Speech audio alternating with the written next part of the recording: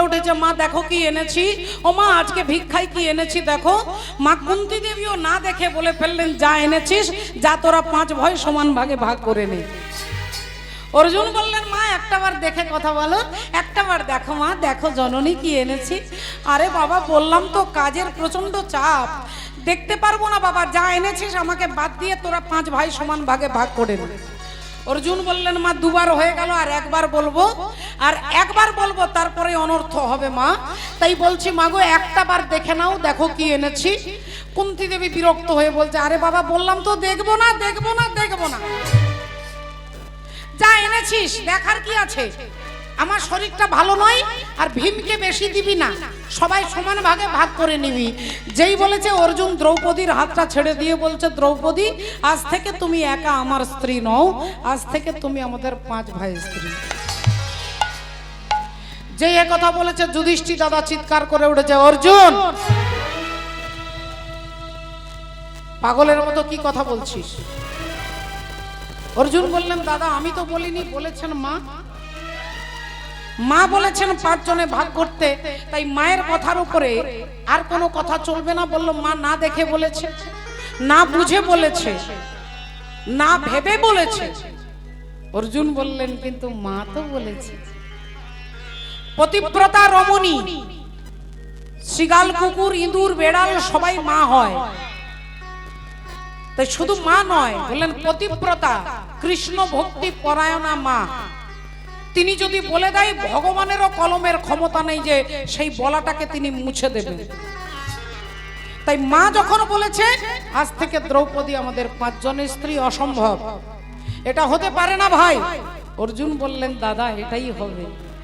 2 ভাইয়ের মধ্যে তর্ক হচ্ছে, এমন সময় অন্তর্যামী শ্রী গোবিন্দ অন্তরে জানিয়া, অন্তরে জানে শ্রী গোবিন্দ, অন্তরে জানিয়া, অন্তর্যামী শ্রী গোবিন্দ অন্তরে জানিয়া, যুধিষ্ঠির সম্মুখেতে দাঁড়ালো আসিয়া, যুধিষ্ঠির সম্মুখেতে দাঁড়ালো আসিয়া, যুধিষ্ঠির সম্মুখেতে দাঁড়ালো আসিয়া। কৃষ্ণ তুমি এসে গেছো, কৃষ্ণ তুমি বলো কৃষ্ণ। এই অর্জুন বলছে নাকি দ্রৌপদী আমাদের 5 জনের স্ত্রী। অর্জুন বললেন, কৃষ্ণ তুমি বলো। আমি বলিনি, মা বলেছেন, তাই মায়ের কথার উপরে তো আমি কথা দিতে পারবো না। তুমি বলো কৃষ্ণ আজকে আমি কি করব, তুমি যা বলবে তাই করব। ভগবান চোখ বন্ধ করে কিছুক্ষণ চিন্তা ভাবনা করে তিনি চোখ খুলে বললেন, অর্জুন তুমি যা বলেছো তাহাই সত্য, আজ থেকে দ্রৌপদী তোমাদের 5 ভাইয়ের স্ত্রী হবে।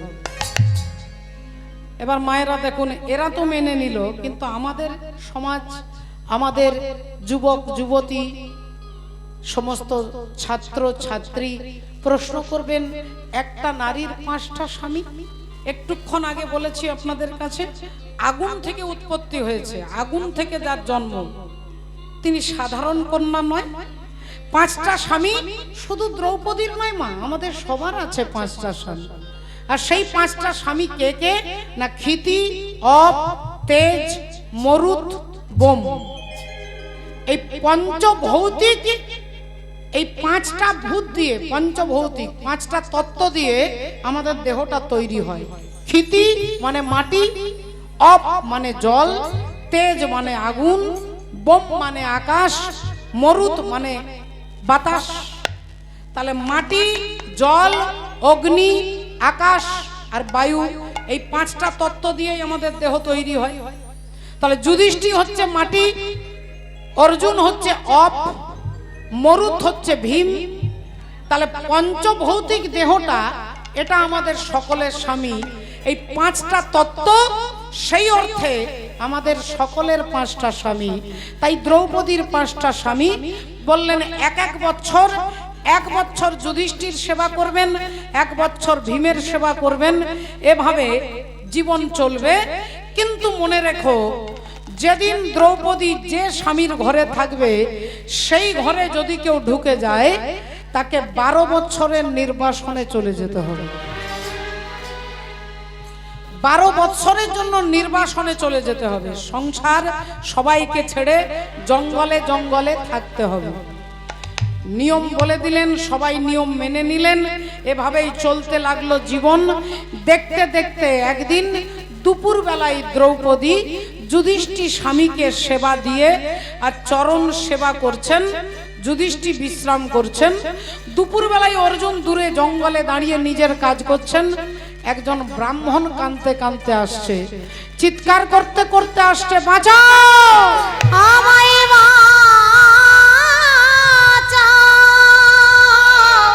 বাঁচাও অর্জুন, অর্জুন বাঁচাও, আমায় বাঁচাও। বাঁচাও, সবাই বাঁচাও অর্জুন, বাঁচাও অর্জুন আমায় বাঁচাও।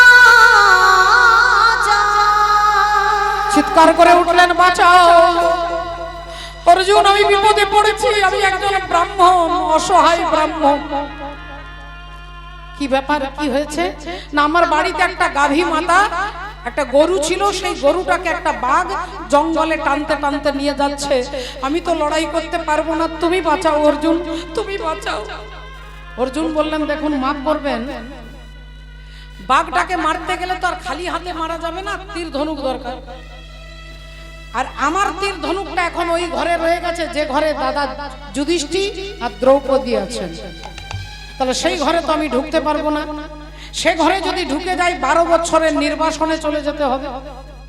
এ কথা যেই বলেছেন ব্রাহ্মণ বলে উঠলেন, আচ্ছা তাহলে 12 বছরের কষ্ট পাবে বলে তুমি আমাকে, একজন ব্রাহ্মণকে তুমি ত্যাগ করছো, তোমার ধর্মচ্যুত করছো, তুমি তোমার ক্ষত্রিয়ের ধর্ম ত্যাগ করছো, শুধু তোমাকে 12 বছর জঙ্গলে যেতে হবে বলে। এ কথা যেই বলেছেন অর্জুনের মনে পড়ে গেছে, তাই তো আমি আমার স্বার্থের জন্য, হরি বল রাধে, আমার স্বার্থের জন্য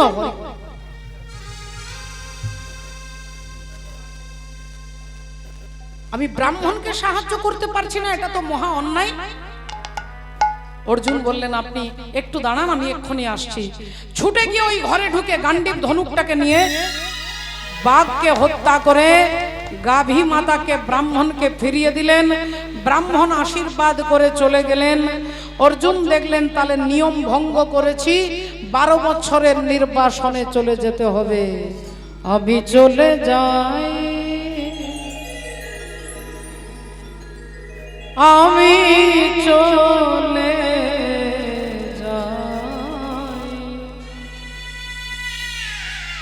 আমি চলে যাই।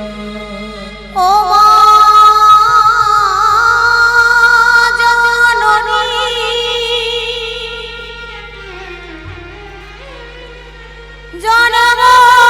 জনমভূমি,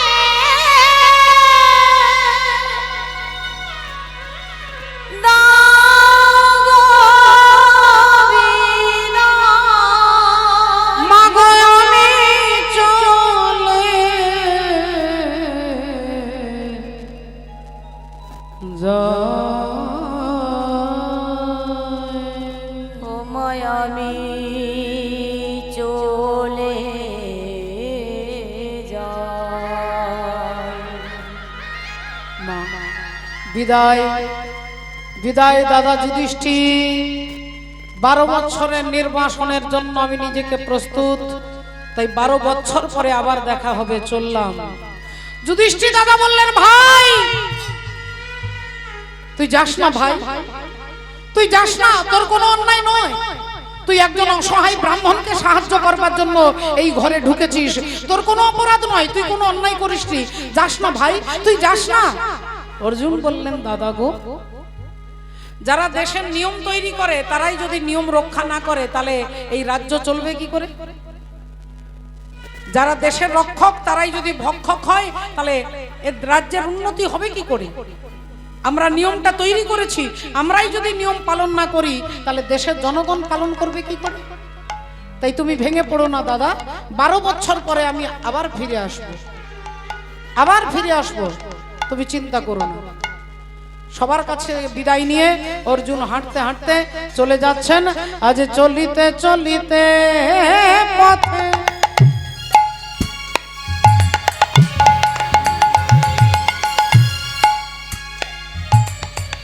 বলি হা গোবিন্দ বলি ডাকে আজি চলে যা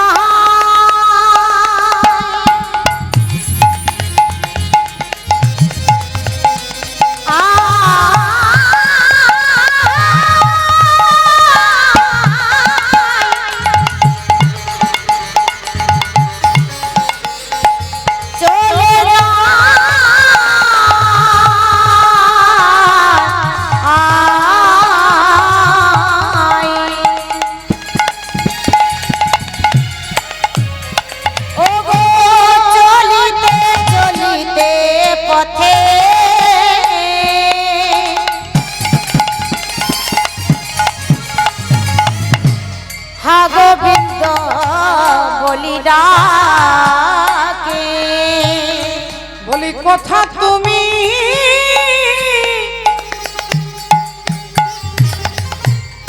দিনের দয়াল হরি হে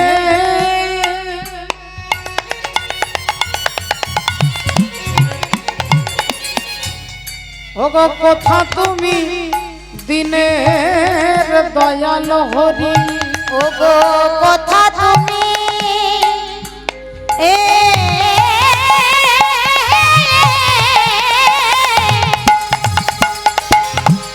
দিনের দয়াল হরি কথা তুমি দিনের দয়াল হরি বলি দেখা দাও দেখা দাও আগেবার দেখা দাও দেখা দাও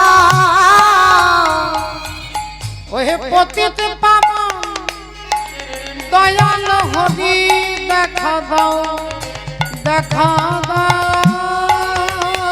ওহে পতিত পাবন দয়াল হরি দেখা দাও দেখা দাও পতিত পাবন দয়াল হরি ও গো একবার তুমি দেখা দাও হে পাবন দয়াল হরি একবার তুমি দেখা দাও হে তুমি দেখা দাও ও গো পতিত পাবন দয়াল হরি আমায় তুমি দেখা দাও ও গো পতিত পাবন দয়াল হরি আমায় তুমি দেখা দাও পতিত পাবন দয়াল হরি আমায় তুমি দেখা দাও আহা দেখা দাও দেখা দাও কোথা তুমি দিনের দয়াল হরি কোথা তুমি দিনের দয়াল হরি হে কোথা তুমি দিনের দয়াল হরি আর মায়েরা দেখুন, আপনারা যারা ভগবানের এত বড় সখা, ভগবানের বন্ধু হচ্ছে অর্জুন, যার রথের ড্রাইভার হচ্ছেন ভগবান কৃষ্ণ, তার জীবনে কত বিপর্যয় কত দুঃখ একটু চিন্তা করুন। তাদেরকে দুর্যোধন চক্রান্ত করে পাশা খেলা খেলিয়ে বাড়ি থেকে তাড়িয়ে দিলেন, জঙ্গলে জঙ্গলে 1 বছর অজ্ঞাতবাস করতে হবে। এর মধ্যে যদি খুঁজে পেয়ে যায় আবার তাদেরকে 12 বছরের 13 বছরের জন্য নির্বাসনে যেতে হবে। একবার ভেবে দেখুন ভক্তের জীবনে কত দুঃখ। কিন্তু ভক্ত জানে যে আপনি ঘরে থাকবেন না প্ল্যাটফর্মে থাকবেন এর জন্য ভগবান দায়ী নয়, এর জন্য আপনার কর্মই আপনাকে সেখানে নিয়ে যাবে। আপনার কর্ম আপনাকে দুঃখ দেবে, আপনার বৌমার ক্ষমতা নেই আপনাকে দুঃখ দেবার। আর বৌমা ভাববেন যে শাশুড়ির ক্ষমতা নেই আপনাকে দুঃখ দেবার, আপনার কর্ম আপনাকে যন্ত্রণা দেবে। আমাদের কর্মণ্যেবাধিকার আসতে মা ফলেষু কদাচন। একজন ভদ্রলোক বৈশাখ মাসের দুপুর বেলায় দুপুর 2টোর সময় মাঠের রাস্তা দিয়ে হাঁটতে হাঁটতে বাড়ি যাচ্ছে। প্রচন্ড পিপাসা পেয়েছে, জল নেই, কোনো কল নেই, কুয়ো নেই, নদী নেই, সাগর নেই। ভদ্রলোকের গলা শুকিয়ে গেছে, ভাবলেন এক্ষুনি মনে হয় স্ট্রোক হয়ে মারা যাব। গলা শুকিয়ে গেছে, ছটপট করছে। এমন সময় দেখতে পেয়েছে একটা আম গাছে আম পেকে আছে। ভদ্রলোক গাছের আমটাকে দেখেছে। কিন্তু মনে রাখবেন মা, আমাদের দেহের মধ্যে 10টা ইন্দ্রিয় আছে, 10টা ইন্দ্রিয়ের মধ্যে চোখ দেখেছে আম গাছের আমটাকে। চোখ নামক ইন্দ্রিয় গাছের আমটাকে দেখলো, কিন্তু চোখের তো ক্ষমতা নেই আপনাকে গাছের কাছে নিয়ে যাবে। গাছটার কাছে নিয়ে যাবে কোন ইন্দ্রিয়? না পা। পা নামক ইন্দ্রিয়। এবার পা নিয়ে গেল আম গাছটার কাছে, কিন্তু পায়ের ক্ষমতা নেই আমটাকে পাড়বার। আমটাকে পাড়তে সাহায্য করবে কোন ইন্দ্রিয়? বলে হাত। হাত দিয়ে আমটাকে পাড়া হলো। হাত কি করলো? আমের ছালটাকে ছুলে আটিটাকে ফেলে শ্বাসটাকে নিয়ে হাত কি করছে না মুখে দিচ্ছে। তাহলে হাত দিল মুখে, মুখ কি করলো? নিজের কাছে রাখলো না, পেটে ট্রান্সফার করে দিল। তাহলে ভালো করে ভেবে দেখুন, গাছের আমটাকে দেখলো চোখ, নিয়ে গেল পা, পারলো হাত, হাত দিল মুখে, মুখ পাঠিয়ে দিল পেটে। আর যেই আম খাওয়া হয়ে গেল ভাবলো যাক বাবা একটু বাঁচলাম। আর অমনি বাগানের মালিক একটা মোটা লাঠি এনে পিঠের মধ্যে ধড়াম করে মেরেছে। আর যেই মেরেছে উনি পিঠ মনে মনে চিন্তা করছে আমার দোষটা কি? তাহলে বিনা দোষে আমাকে মারা হয়েছে, যখন আমি থানায় গিয়ে এফআইআর করব। হরি বল। আমাকে বিনা দোষে মারবে কেন? দেখেছে চোখ, নিয়ে গেছে পা, পেড়েছে হাত, দিয়েছে মুখে, মুখ পাঠিয়েছে পেটে। তাহলে আমি বেচারা পিঠ, আমি কেন বিনা দোষে মার খাবো? তাহলে আমি থানায় যাব। আপনারা ভাববেন তাই তো, সত্যি তো, এটাই তো। পিঠের তো কোনো দোষ নেই, পিঠ মার খাবে কেন? এখন ভালো করে ভেবে দেখুন, কথাটা এখানেই শেষ নয়। যেই লাঠি দিয়ে পিঠের মধ্যে মেরেছে অমনি ভদ্রলোক কাঁদতে শুরু করেছে। আর ভদ্রলোক যখন কাঁদবে তখন জলটা কোথা থেকে পড়বে মা? চোখ থেকে পড়বে না পিঠ থেকে পড়বে? চোখ থেকে। আচ্ছা, প্রথম দোষটা তাহলে কে করেছিল? কার দোষ ছিল? চোখ। তাহলে যিনি দোষ করেছে তাকে ঘুরে ফিরে তাকেই কাঁদতে হবে বাবা। আপনি এ জন্মে, আমি এ জন্মে অপরাধ করব, হয়তো এ জন্মে তার ফল পাচ্ছি না, 10 জন্ম পরে, 20 জন্ম পরে, 100 জন্ম পরে গান্ধারী তার কর্মের ফল পেয়েছিল। 100 জন্ম আগে গান্ধারী অপরাধ করেছিলেন, 100 জন্ম পরে কুরুক্ষেত্রের মাঠে তার 100টা ছেলে মারে। হরি বল, হরে কৃষ্ণ, জয় রাধে, জয় রাধে, জয় রাধে।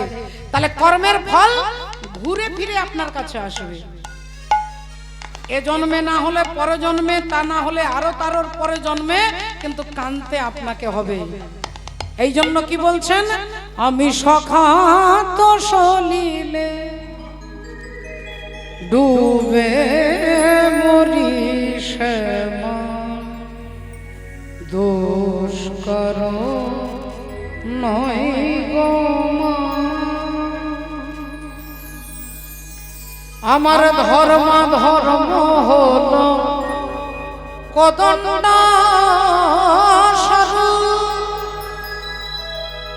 পুণ্য ক্ষেত্র মাঝে আমি বাঁধিলাম সে কূপে বেড়েল কাল রূপ জল, কালো মনোরমা মা, দোষ করো নয় গো মা। তাহলে কর্মের ফলে আমাদেরকে, আমরা যেখানেই থাকি কর্ম আমাদেরকে নিয়ে যাচ্ছে। অর্জুন হাসতে হাসতে 12 বছরের নির্বাসনে তিনি বেরিয়ে যাচ্ছেন। কখনো জঙ্গলে, কখনো পাহাড়ে, কখনো গুফায়, কখনো গাছের তলায়, কখনো রৌদ্রে, কখনো ঝড়ে, কখনো রৌদ্রে, হরি বল, শীতে। এইভাবে চলতে চলতে চলতে 1 বছর, 5 বছর, 10 বছর পেরিয়ে গেল। অর্জুন ভাবলেন বাকি আছে আর 2 বছর। এই 2 বছর পার হয়ে গেলে আমি আবার দাদা যুধিষ্ঠির কাছে যাব। হরি বল, আমি আবার দাদা যুধিষ্ঠির কাছে ফিরে যাব। তাই দেখতে দেখতে আরো 1 বছর পেরিয়ে গেল, 11 বছর পেরিয়ে গেল। 11 বছর পেরিয়ে গেল। হাঁটতে হাঁটতে অর্জুন যাচ্ছেন এগিয়ে। কোন রাজ্যে যাচ্ছে, কোন দেশে যাচ্ছে, কোন ডিস্ট্রিক্ট, কোন থানা, কিছুই জানে না। তাই তিনি আজকে হাঁটতে হাঁটতে যাচ্ছে। রাধে রাধে বলো ভগবান কৃষ্ণচন্দ্র কি জয়, बोलो राधा रानी की। জয়। अरे तू आना रे गोपाल, ओ मन में लेने तू आना।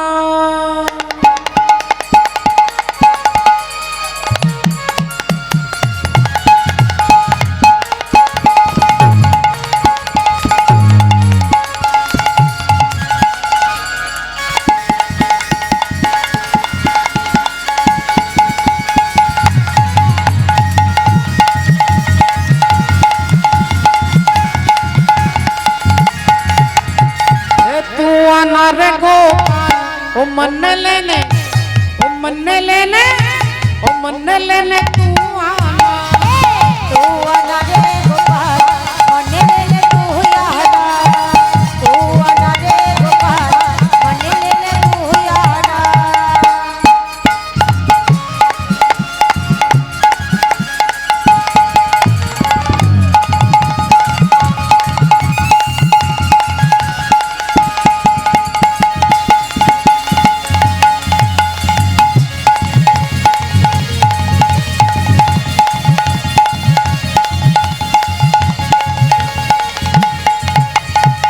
हाथी नाला ना गोपाल घोड़े नाला ना हाथी नाना ना गोपाल घोड़े लाना हाथी नाला ना गोपाल घोड़े नाला ना हाथी नाना ना गोपाल घोड़े लाना तू आना रे गोपाल ओ मन लेने ओ मन लेने ओ मन लेने तू आना तू आना रे गोपाल मन लेले तू आना तू आना रे गोपाल मन लेले तू आना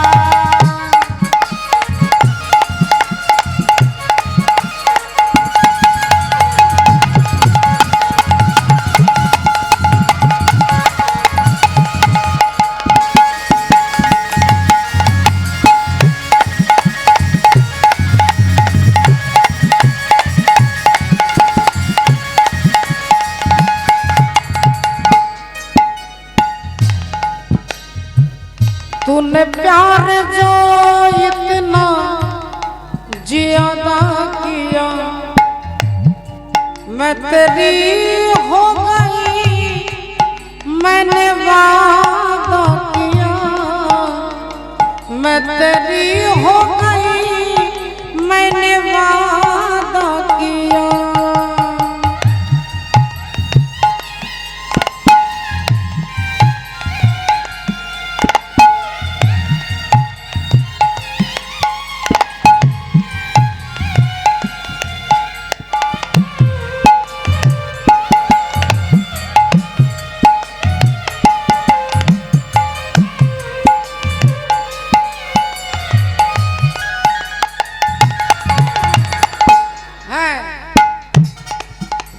কি বলছে মা দেখুন যখন আমি চলে যাব পৃথিবী থেকে তখন হাতি ঘোড়া পালকি আনার দরকার নেই শুধু তুমি এলে চলবে मैंने प्यार जो इतना ज्यादा किया मैं तेरी हो गई मैंने वादा किया मैं तेरी हो गई मैंने वादा किया हाथी नाला ना गोपाल घोड़े नाला ना हाथी नाना ना गोपाल घोड़े लाना हाथी नाना ना गोपाल घोड़े लाना तू आना रे गोपाल ओ मन लेने ओ मन लेने ओ मन लेने तू आना तू आना रे गोपाल मन लेले तू आना तू आना रे गोपाल मन लेले तू आना मन लेले तू आना मन लेले तू आना बोलो भगवान कृष्णचंद्र की জয় बोलो राधा रानी की জয় এবার এত ঠান্ডায় যেসব মায়েরা চাদর ডাকা দিয়ে ঘুমোচ্ছেন তাদের কি জয় এখন ঘুমিয়ে কীর্তন শুনবেন সকালে বলবেন চৈতালি যে কি কি এখন মা ব্যাপারটা কি হয়েছে দেখুন একজন ভদ্রলোক সারা জীবনে কখনো কোনোদিন কীর্তন শোনেনি এখন দেখতে দেখতে তার 72 বছর বয়স হয়ে গেছে তার স্ত্রী রেগে গিয়ে বলছে বলি পাড়াতেই কীর্তন হচ্ছে একটু কীর্তন শুনতে যেতে পারো না ভদ্রলোক স্ত্রী চাপে পড়ে এসেছেন হরি কথা শুনতে জীবনে কোনোদিন আসেনি এখন এত ভক্তের মাঝে তিনি আসছেন বিশাল ধনী ব্যক্তি যেই তিনি এসেছে সবাই ডাকছে আসুন দাদা আসুন দাদা আসুন একজন ভদ্রলোক নিজের আসনটা ছেড়ে দিয়ে বলে দাদা এখানে বসেন ভদ্রলোক গিয়ে বসেছেন খুঁটিতে হেলান দিয়ে বসেছেন কীর্তনিয়া সমতাল শুরু করবার আগে তার ঘুম শুরু হয়ে গেছে এখন টেনে 3 ঘন্টা ঘুমিয়েছে 3 ঘন্টার পরে সব যখন কীর্তন শেষে চলে গেছে এখন যার আসনে বসে আছে তিনি শুধু জেগে তার দিকে তাকিয়ে আছে ওঠাতে পারছে না বড় লোক যদি প্রেস্টিজে লেগে যায় তিনি হাঁ করে তাকিয়ে আছে কীর্তন শেষ হয়ে গেছে ইনি এবার উঠে দেখছে আরে কেউ তো নেই তখন ইনি বলছেন দাদা এবারে যান এবার বাড়ি যান দাদা, এবার বাড়ি গিয়ে ঘুমিয়ে পড়ুন। ভদ্রলোক এসেছে একবার গম্ভীর ওই স্ত্রীর কাছে। স্ত্রী বললেন, হ্যাঁ গো, আজকে কি গান হলো গো, কি পালা হলো? বলে, কই ওখানে 3 ঘন্টা ছিলাম, 3টে কথা শুনেছি। কি শুনেছ? বলে, আসুন বসুন আর যান। আসুন বসুন যান। স্ত্রী বুঝতে পেরে গেছে 3 ঘন্টায় 3টে কথা, তার মানে কিরকম মন দিয়ে কীর্তন শুনেছে। স্ত্রীও তখন রেগে গিয়ে বলছে, তাহলে এক কাজ করো, তুমি কি করবে, ঘুমোবে? এখন রাত্রি 2টো বাজে। বলল, আমার তো ঘুম আসছে না। বললো, কীর্তনে গিয়ে ঘুমোলে কি আর এখন ঘুম আসে? তা আমি কি করব গিন্নি? বলে, তুমি যে 3টে মন্ত্র শিখেছো, ওই 3টে জপ করো, আমি ঘুমালাম। স্ত্রী পাশ করে ঘুমোচ্ছেন, স্বামী ভাবছে তাহলে এটা মনে হয় কোনো সোজা কোনো মন্ত্র হবে। এখন তিনি বসে বসে বিছানায় মন্ত্র বলছে, আসুন বসুন যান, আসুন বসুন যান। আর দুর্ভাগ্যবশত ঠিক 2:40 সময় 6টা ডাকাত তার ঘরে ঢুকেছে। মা পাঁচিল ভেঙেছে, জানালা ভেঙেছে, দরজা ভেঙেছে, ফুটো করে ভেতরে ঢুকেছে। ঢুকে পাটি পেটিপে 6টা চোর যাচ্ছে। ইনি মন্ত্র বলছেন, আসুন। চোরেরা ভাবছে সর্বনাশ, জেগে আছে বেটা, এ তো আমাদের ডাকছে রে, কি করব? বলে, যেভাবে ঢুকেছিস সেইভাবে ব্যাকে পালা। তারা পিছিয়ে পালাতে যাবে, ইনি মন্ত্র বলছে, বসুন বসুন। সর্বনাশ, আমাদের বসতে বলছে, এবার কি করব? এবার মনে হয় থানায় ফোন করবে, আমাদের চিনে ফেলেছে। বলে, যার যার ঘরে যা চুরি করেছি সবের পায়ের কাছে রেখে দিয়ে পালা। টাকা পয়সা গয়নাগাটি পায়ের কাছে রেখে দিয়ে এরা যাবে। ইনি বলছেন, যান যান যান। এর এখন মন্ত্র আসুন বসুন যান হয়ে গেছে। এরা ভাবছে আমাদেরকে যেতে বলছে, এরাও পালিয়ে এসেছে। এদিকে ভোর 5টা বেজে গেছে। চোখ খুলে তাকিয়ে দেখছে টাকা পয়সা সব পায়ের কাছে পড়ে আছে।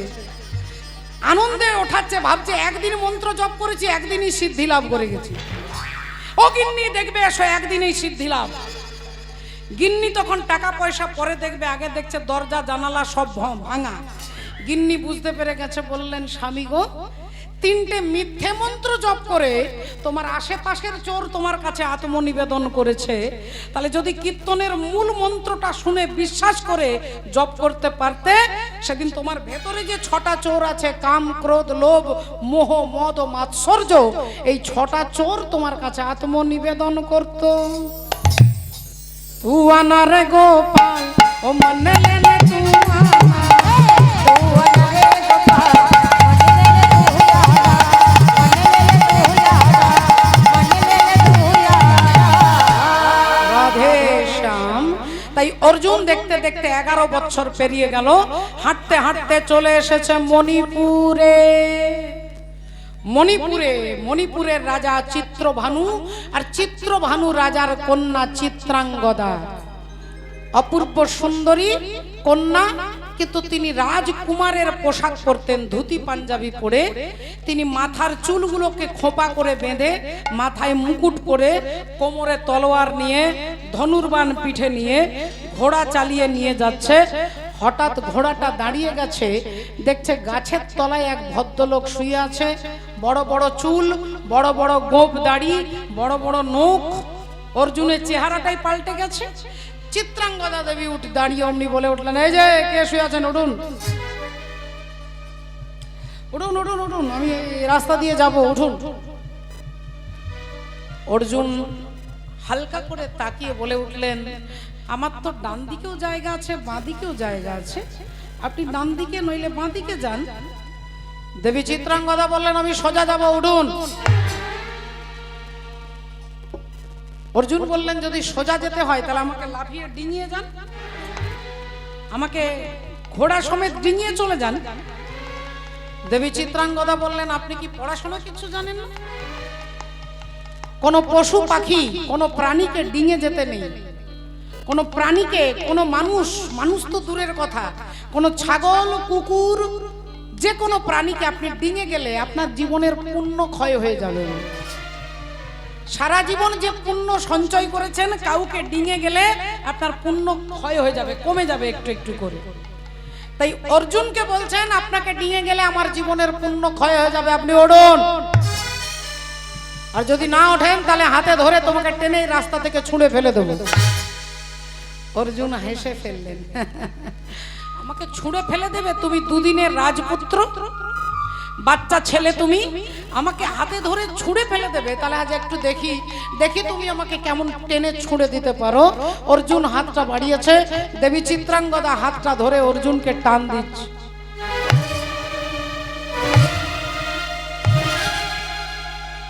হাতটা ধরে টান দিচ্ছে, এক চুল নড়াতে পারছে না। এবার অর্জুন হালকা করে টান দিয়েছে, আর যেই টান দিয়েছে দেবী চিত্রাঙ্গদা অর্জুনের পায়ে হুমড়ি খেয়ে পড়েছে। যেই পড়েছে মাথার মুকুট খুলে গেছে, চুলগুলো খুলে গেছে। এইবার অর্জুন ভেবেছিল রাজপুত্র, এ তো রাজপুত্র নয়, এ তো রাজকুমারী। অর্জুন তাকাচ্ছেন লজ্জা, অর্জুন তাকাচ্ছেন আতঙ্কে যে আমি কি করলাম। আর দেবী চিত্রাঙ্গদা তাকাচ্ছেন যে কে কে তুমি। অর্জুন বললেন আগে আপনি বলুন আপনি কে। দেবী চিত্রাঙ্গদা বললেন আমি চিত্রভানু রাজার কন্যা চিত্রাঙ্গদা। এবার আপনি আপনার পরিচয় দেন, আপনি কে, আপনার এত বড় দুঃসাহস। অর্জুন বললেন আমার পরিচয় দেবার মতো কিছু নেই, আমি তৃতীয় পাণ্ডব অর্জুন। যেই বলেছে অর্জুন, চিত্রাঙ্গদা চমকে উঠে গেছে। বধূ কোনালো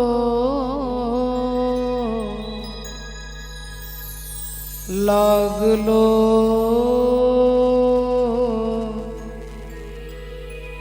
লাগলো চোখে, লাগলো চোখে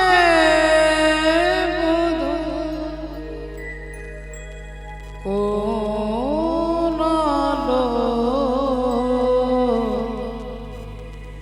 লাগলো চোখে।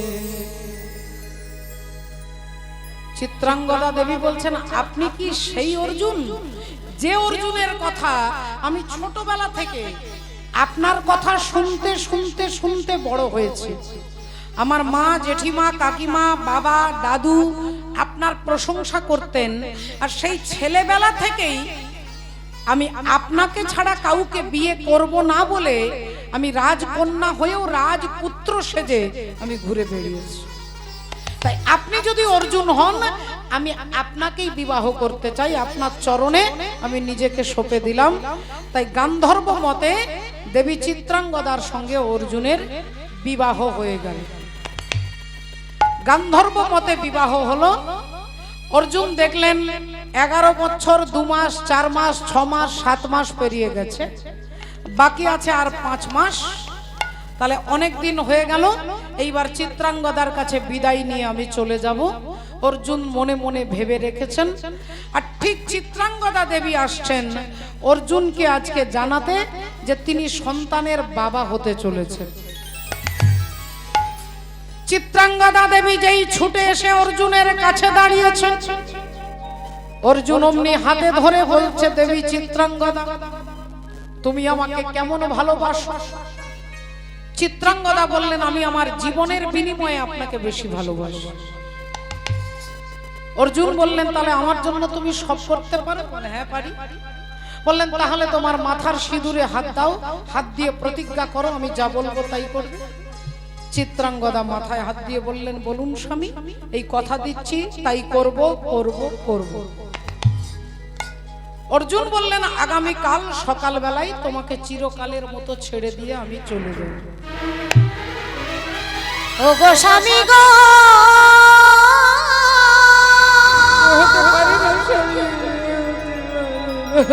না না হতে পারে না।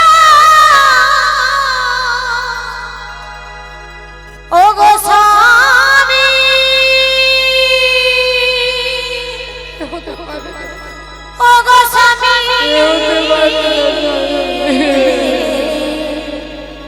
স্বামী গো। চিত্রাঙ্গদা মাথার সিঁদুরে হাত দিয়ে প্রতিজ্ঞা করে বলেছ, আর সেই প্রতিজ্ঞা যদি রক্ষা না করো তোমাকে বিধবা হতে হবে। না স্বামী, না, আমি আমার প্রতিজ্ঞা রাখবো স্বামী। আমার যত দুঃখ হোক, যত কষ্ট হোক, আমি আমার প্রতিজ্ঞা রাখবো। বলুন স্বামী, আর কি করতে হবে? অর্জুন বললেন, আমি যে তোমার স্বামী এ কথা কাউকে তুমি বলতে পারবে না। আমাদের পরিচয় অজ্ঞাত রাখতে হবে, বলতে পারবে না কাউকে। এই বলে দিয়ে অর্জুন ভোরবেলায় চিত্রাঙ্গদাকে ছেড়ে তিনি চললেন। দেবী চিত্রাঙ্গদা অজ্ঞান হয়ে গেলেন। যখন জ্ঞান ফিরলো, ভাবলো আত্মহত্যা করবে, কিন্তু আত্মহত্যা করতে পারবে না, তার গর্ভে সন্তান রয়েছে।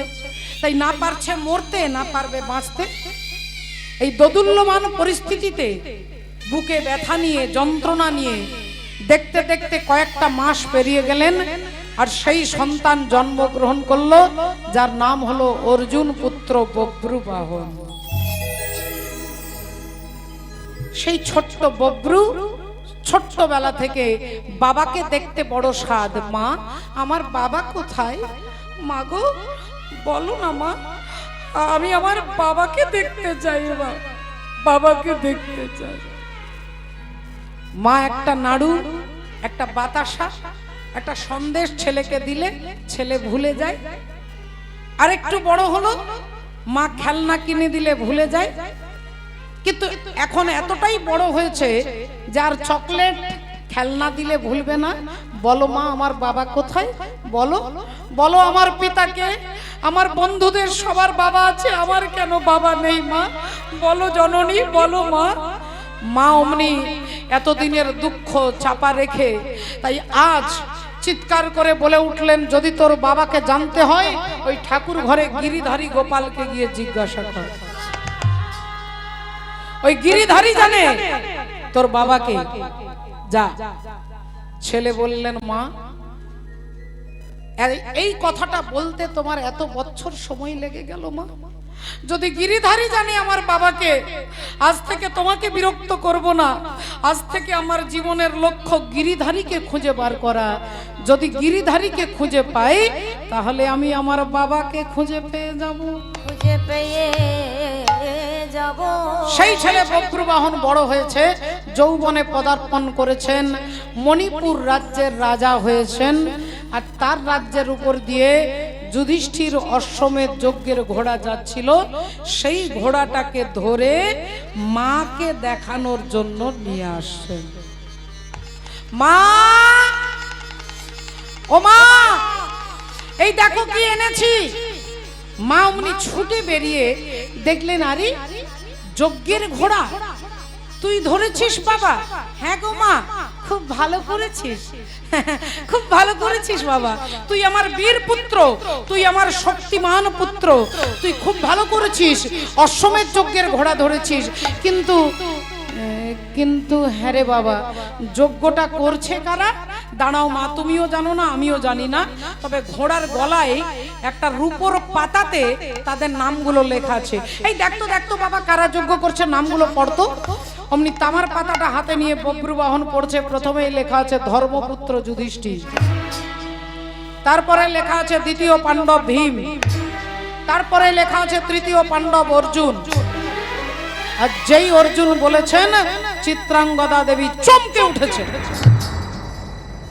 থমকে গেছে, থরথর করে কাঁপছেন, চোখ দিয়ে দরদর করে জল পড়ছে, কাঁপা কাঁপা কণ্ঠে মা বলে উঠলো, ওরে বব্রু, তুই ওই ঘোড়াটাকে ছেড়ে দে বাবা, ছেড়ে দে, ছেড়ে দে বাবা, ছেড়ে দে ঘোড়াটাকে, ছেড়ে দে, ওই ঘোড়াটা ছেড়ে দে বাবা, তুই ছেড়ে দে।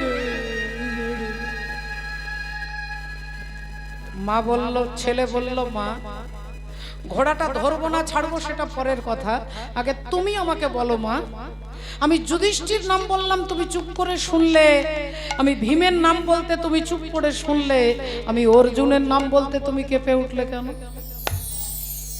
আমি অর্জুনের নাম বলতেই তুমি কেঁদে উঠলে কেন? সত্যি করে বলো মা, অর্জুনের সঙ্গে তোমার কি পরিচয়? কিভাবে চিনলে তুমি অর্জুনকে? অর্জুনের নাম বলতেই তুমি কেঁপে উঠলে, তুমি কেঁদে উঠলে। সত্যি করে বলো মা, অর্জুনকে বলো, কি পরিচয়? আজকে যদি তুমি না বলো, তোমার পায়ে মাথা ঠুকে আমি মরবো। বলো মা, বলো। মা বললেন, ওরে বব্রু, আমি তোর বাপের কথা বলতে পারবো না বাবা, তোর বাপের কথা বলতে পারবো না। ছেলে বললেন, ঠাকুর ঘরে কে? আমি তো কলা খাইনি। আমি বললাম অর্জুনকে। তুমি বলছো তোর বাপের কথা বলতে পারবো না, তাহলে অর্জুন কি আমার পিতা? অর্জুন কি আমার জন্মদাতা? বলো জননী, বলো মা। আমি বুঝতে পেরেছি তোমার ভেতরে কোনো অব্যক্ত বেদনা রয়েছে, ব্যথা রয়েছে, তাই তুমি বলতে চাইছো না। আমি বুঝতে পেরে গেছি, বলতে হবে না মা। অর্জুন যদি তোমার স্বামী হয়, আমি প্রতিজ্ঞা করে বলছি অর্জুনকে আমি তোমার পাশে দাঁড় করিয়ে দেব। অর্জুনকে আমি তোমার পাশে দাঁড় করিয়ে দেব। এই বলে বব্রবাহন ছুটতে ছুটতে যাচ্ছে।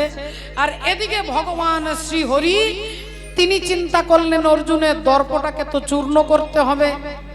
তাহলে অর্জুন, তোমার দাদা যুধিষ্ঠির অশ্বমেধ যজ্ঞের ঘোড়া মণিপুর রাজ্যের রাজা ধরেছে, তাহলে এবার যুদ্ধ করতে যেতে হবে।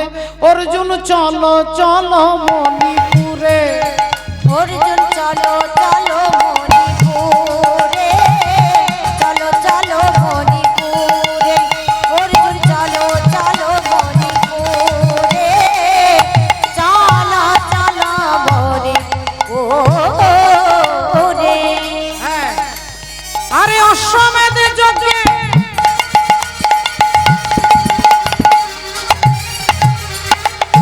অর্জুন চলো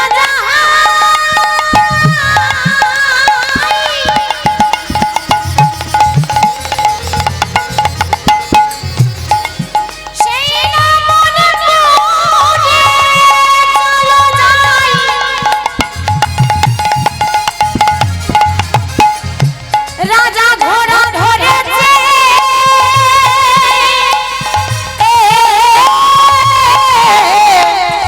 চলো চলো চলে যাই, আয় আয়, আহায় অশ্বমের যজ্ঞে ও গো ঘোড়া ধরেছে, বলি চলো চলো সেইখানে চলো চলো সেইখানে, ও গো চলো চলো সেইখানে, চলো চলো সেইখানে, আহা চলো চলো সেইখানে, ও গো চলো চলো সেইখানে। মাননীয় ভক্তমণ্ডলী, ভক্তিমতী মায়েরা, অর্জুনকে নিয়ে ভগবান আসছেন। ভগবানের উদ্দেশ্য অর্জুনের দর্প চূর্ণ করবে। আর অর্জুন ভাবছে মণিপুর রাজ্যের রাজার সঙ্গে যুদ্ধ করতে যাচ্ছি, তাই ভগবান এদিক থেকে অর্জুনকে নিয়ে আসছে।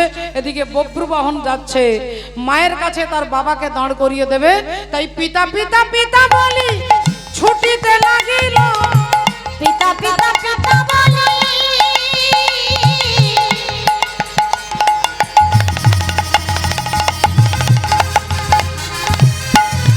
ও গো পিতা গো, পিতা গো,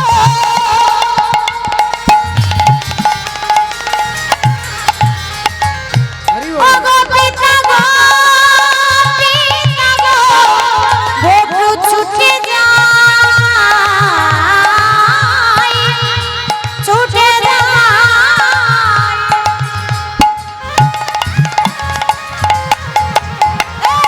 পিতা পিতা পিতা বলি ছুটিতে লাগিল, পিতা পিতা পিতা বলি ছুটিতে লাগিল, অর্জুনের সম্মুখেতে আসিয়া দাঁড়ানো। অর্জুনের সম্মুখেতে আসিয়া দাঁড়ালো, অর্জুনের সম্মুখেতে আসিয়া দাঁড়ালো। আর যেই অর্জুনের কাছে দাঁড়িয়ে বাবা বলে ডেকেছে, অর্জুন অমনি চঞ্চল হয়ে গেছে। এই সুন্দর একটা ছেলে, আহা, আমাকে বাবা বলবার মতো তো আমার কেউ নেই, এই ছেলেটা আমাকে বাবা বলে ডাকছে, কি ভালো লাগছে। একটা বার জড়িয়ে ধরে আলিঙ্গন করি। আর যেই অর্জুন হাত বাড়িয়েছে আলিঙ্গন করতে, ভগবান দেখলেন এক্ষুনি তো পিতা পুত্রের মিলন করালে হবে না, অর্জুনের দর্পটাকে চূর্ণ করা দরকার। তাই ভগবান বলে উঠলেন, অর্জুন ওই ছেলেটাকে তুমি চেনো? না। ওকে জানো? না। তাহলে তুমি ওকে আলিঙ্গন করতে যাচ্ছ কেন? এই ছেলে, এই এই যা, সরে যা, সরে যা। বব্রুবাহন বললেন, বাবা আমি কিচ্ছু চাই না বাবা, আমি রাজ্য চাই না, ঐশ্বর্য চাই না, আমি স্বর্গ চাই না, মর্ত চাই না। তুমি শুধু একবার আমাকে জড়িয়ে ধরে আলিঙ্গন করে একবার পুত্র বলে আমাকে ডাকো বাবা, একবার আমাকে পুত্র বলে ডাকো, আমি আর কিছু চাই না বাবা, কিচ্ছু চাই না, কিচ্ছু চাই না। অর্জুনের মন আরো দুর্বল হয়ে যাচ্ছে, হাত বাড়িয়ে ধরতে যাচ্ছে। ভগবান আবার বলছে, অর্জুন তুমি বুঝতে পারছো না, এই মণিপুর রাজ্যের রাজা অশ্বমেধ যজ্ঞের ঘোড়া ধরেছে, তুমি তার সঙ্গে যুদ্ধ করবে, তা না করে তুমি তাকে আলিঙ্গন করতে যাচ্ছ। এই ছেলে, এই খবরদার আমাকে বাবা বলে ডাকবি না, খবরদার আমাকে বাবা বলবি না, যা যা। বব্রুবাহন বললেন, বাবাকে বাবা বলবো না তো কি বলবো?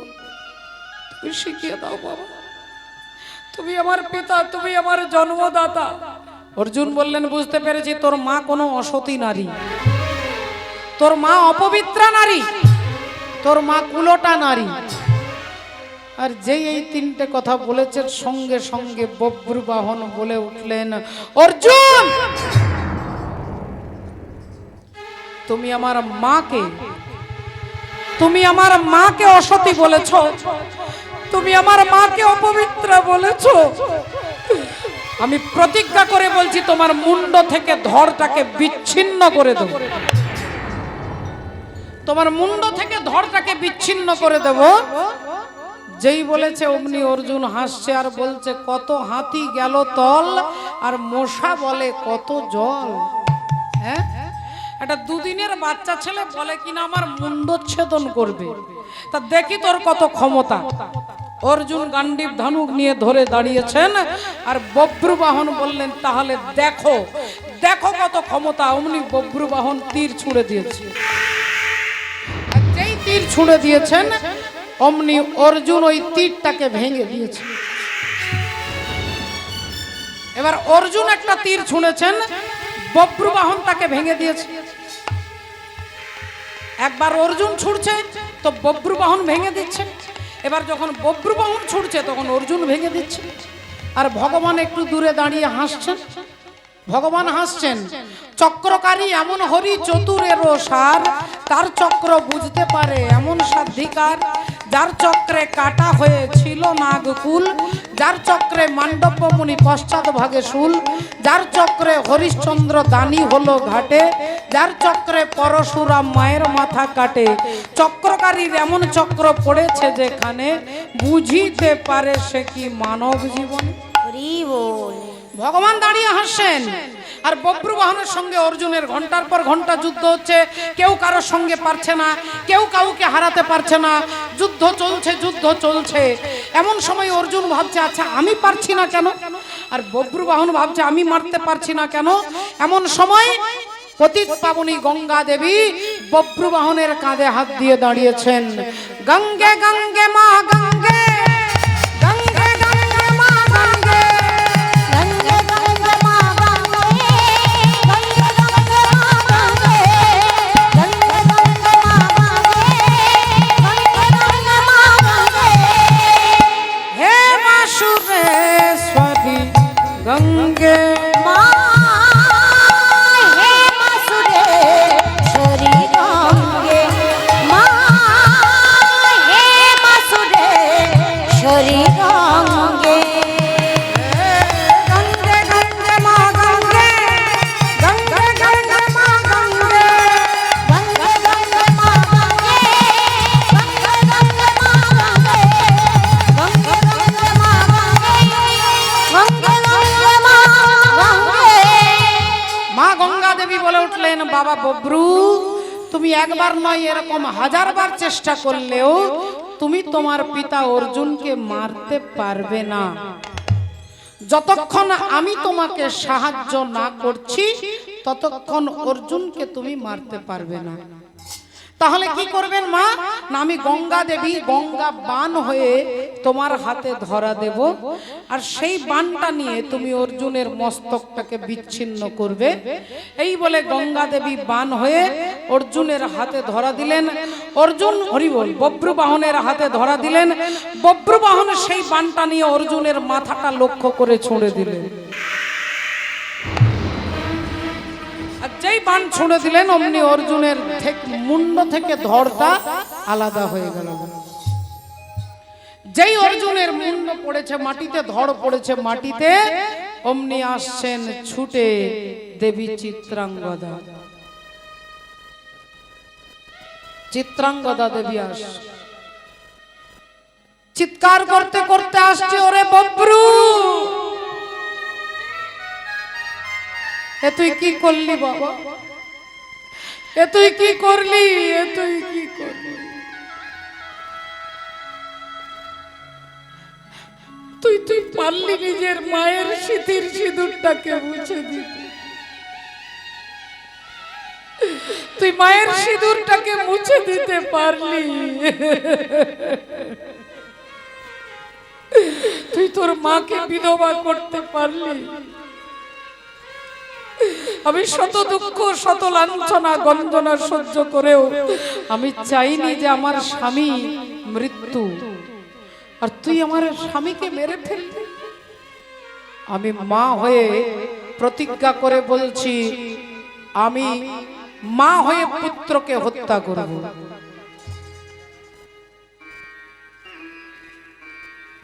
বব্রবাহন বললেন, এসো জননী, এসো, তুমি আমাকে হত্যা করবে? এসো মা, তুমি আমাকে হত্যা করলে আমি মরব না, আমি অমর হয়ে যাব, আমি অমর হয়ে যাব। তাই তুমি আমাকে হত্যা করো মা, এসো। ছেলে ডাকছে, তুমি আমাকে হত্যা করলে আমি অমর হব। এই জগৎ দেখবে একজন সতী নারী তার স্বামীর মর্যাদার জন্য পুত্রকে হত্যা করছে। তোমার উজ্জ্বল চরিত্র উজ্জ্বল কালি দিয়ে রচনা হবে, আর তোমার হাতে মরলে আমি অমর হয়ে যাব। এসো মা, এসো আমাকে হত্যা করো।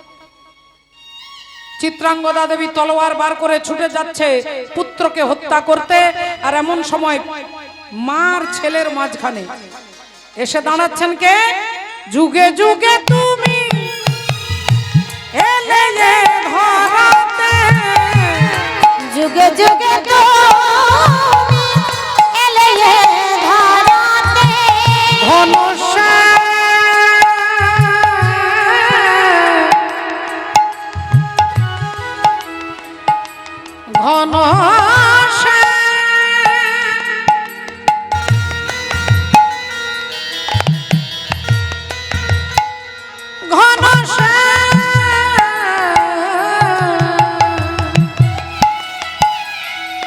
তুমি ছাড়া আর কেহ নাই,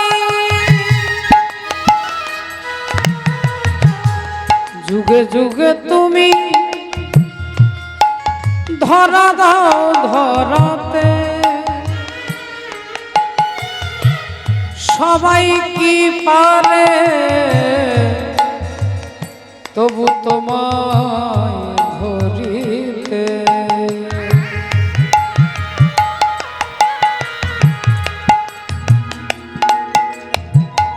যুগে যুগে তুমি এলে এ ধরাতে, যুগে যুগে তুমি এলে এ ধরাতে, রাখিতে ভক্ত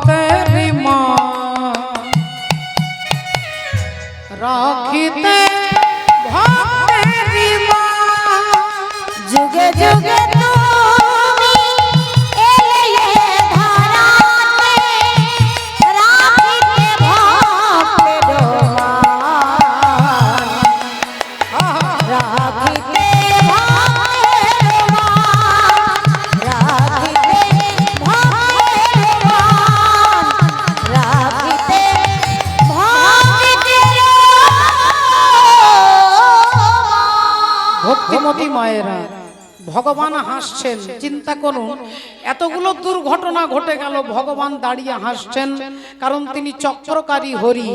ভগবানের মায়া এ জগতে কোনো মানুষ তো অনেক দূরের কথা, দেবতা, মুনি, ঋষি, গন্ধর্ব, ভগবানের মায়া কেউ বুঝতে পারবে না বাবা। মায়া মেতাং তারন্তিতে, যদি ভগবানের কৃপা হয় তাহলে তিনি ভগবানের মায়াটাকে অতিক্রম করতে পারেন। একদিন দেবর্ষি নারদ বিকেল বেলায় এসে ভগবানকে বলছে, ঠাকুর তোমার মায়া নাকি বিচিত্র ব্যাপার, তোমার মায়া নাকি বিরাট দুর্বোধ্য ব্যাপার, তাই তোমার মায়া আমাকে দেখিয়ে দাও, আমি তোমার মায়াকে অতিক্রম করতে পারবো, কারণ আমি 24 ঘন্টা তোমার নাম করি, তোমার ভজন করি।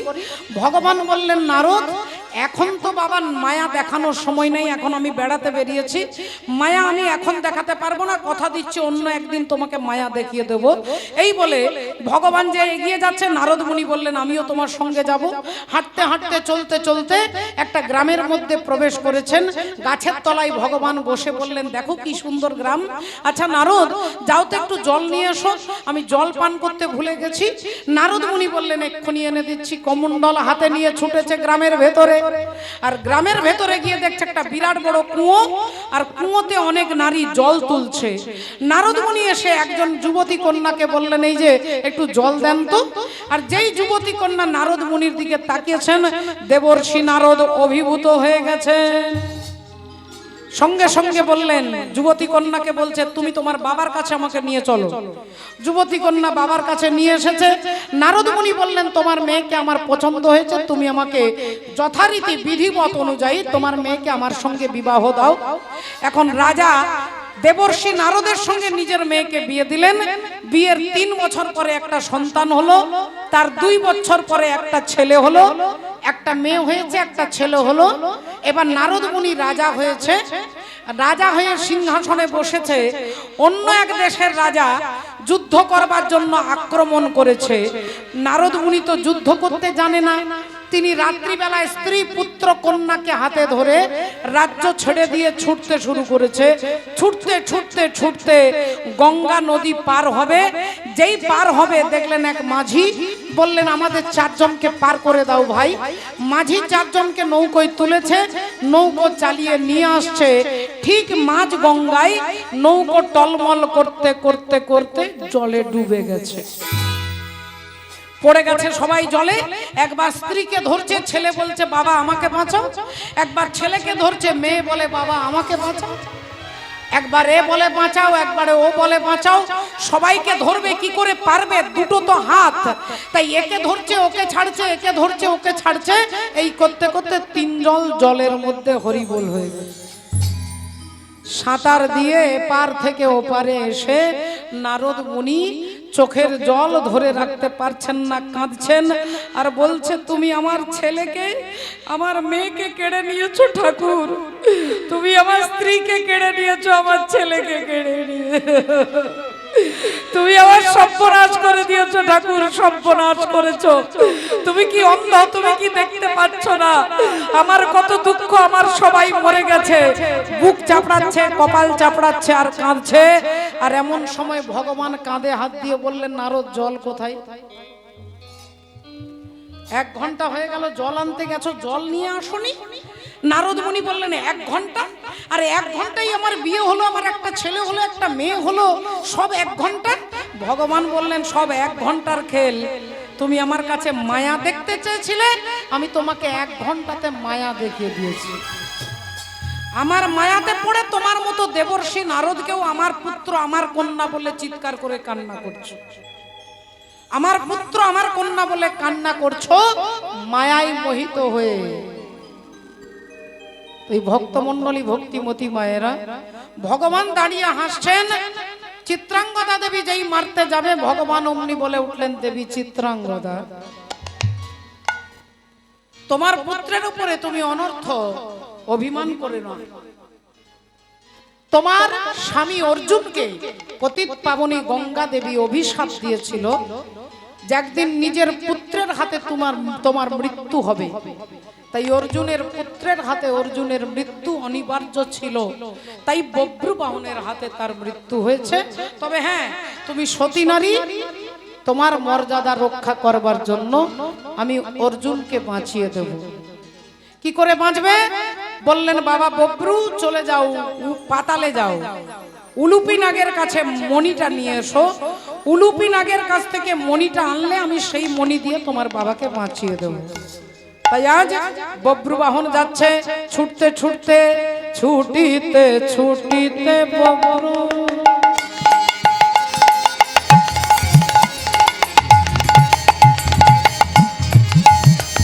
আজি ছুটিতে ছুটিতে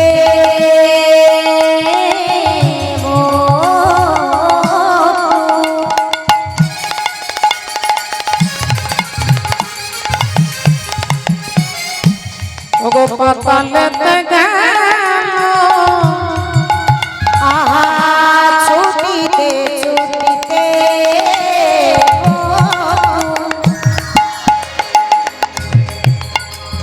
ওগো পাতালেতে গেল, আরে উলুপির মাথার মণি মাগিয়া লইল, উলুপির মাথার মণি মাগিয়া লইল, আরে উলুপির মাথার মণি মাগিয়া লইল, উলুপির মাথার মণি মাগিয়া লইল, মাগিয়া লইল।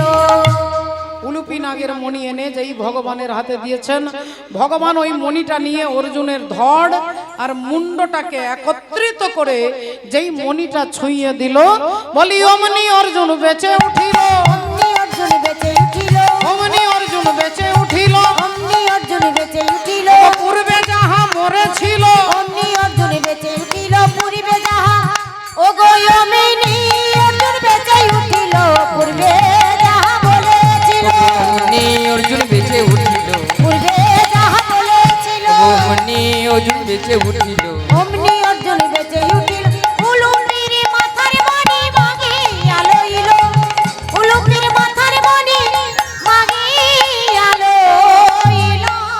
যেই অর্জুন বেঁচে উঠে দাঁড়িয়েছেন, অমনি ভগবান বললেন, অর্জুন এতক্ষণ তুমি ছটফট করছিলে তোমার ছেলেকে বুকে জড়িয়ে ধরবার জন্য, যাও ওই তোমার ছেলে বব্রু বাহন আর এই তোমার স্ত্রী চিত্রাঙ্গদা, গঙ্গা দেবীর অভিশাপ, তোমার পুত্রের হাতে তোমার মৃত্যু হয়েছিল, তাই তোমার পাতিব্রতা স্ত্রীর জন্য তুমি বেঁচে উঠলে, যাও তোমার স্ত্রীকে তোমার পুত্রকে আলিঙ্গন করবে যাও। অমনি অর্জুন গোবিন্দের চরণ জড়িয়ে ধরলেন, চরণ ধরিতে দিও গো আমারে, নিও না নিও না সরায়, জীবন মরণ সুখ দুঃখ দিয়ে বক্ষে ধরিব জড়ায়ে, চরণ ধরিতে স্খলিত শিথিল কামনার ভার, বহিয়া বহিয়া ফিরি কত নিজ হাতে তুমি গেথে নিও, দিও না আমারে ছড়ায়ে, চরণ ধরিতে। তাই অর্জুন ভগবানকে জড়িয়ে ধরলেন, ভগবান ভক্তকে জড়িয়ে ধরলেন। একবার আমরা হাত তুলে সবাই মিলে বলবো, হরে কৃষ্ণ হরে কৃষ্ণ কৃষ্ণ কৃষ্ণ হরে হরে, হরে রাম হরে রাম রাম রাম হরে হরে। ওগো ভক্ত আর ভগবানের মিলন হইল ভক্ত আরে ভগবানের মিলন হইল, ভক্ত আরে ভগবানের মিলন হইল। প্রেমানন্দে বাহু তুলে হরি হরি বলো, প্রেমানন্দে বাহু তুলে হরি হরি বলো, সবে মিলে জয় দাও বলো হরি হরি। সবে মিলে যায় দাও বলো হরি হরি। নামের প্রভাবে ভব সিন্ধু যাবে হরি তরি, নামের প্রভাবে ভব সিন্ধু যাবে তরি। রাধে রাধা গোবিন্দ বলো জয়, রাধে রাধা গোবিন্দ বলো জয়। রাধে জয় রাধে, জয় রাধে জয় রাধে, জয় রাধে জয় রাধে, জয় রাধে জয় রাধে। जय राधे राधे श्याम किशोरी कुछ ऐसा इंतजाम